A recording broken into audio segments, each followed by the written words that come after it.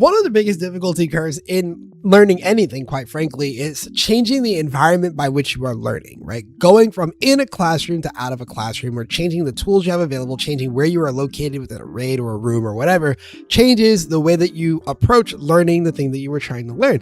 And this is being very much put on display right now in World of Warcraft with their add-on Apocalypse adjacent event, where it was supposed to be this big like nuking of the add-on structure, and Blizzard actually integrating a bunch of stuff into their UI, which then they failed to integrate a lot of that stuff into their UI. And so it's like, well, we had to let the add-ons back in, and it's kind of there, but it's kind of not. And you know who lost out in all of this? The general player base.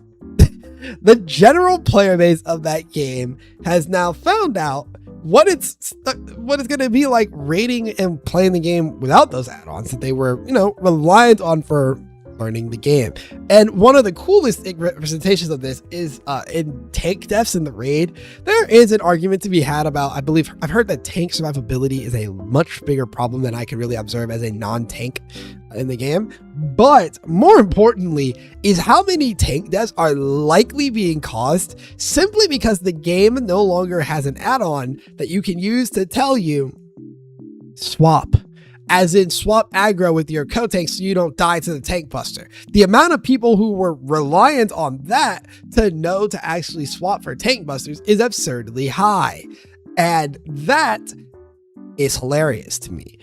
And it's unfortunate because it's a very large indicator that, that game had been really cripplingly dependent on like the add-on scene to make that game playable. And I imagine they'll figure it out and fix up this stuff over time. But it is just one of those things where it's like, you can see it in real time, how devastating it can be to remove a critical part of the gaming environment that people have learned and adapted through.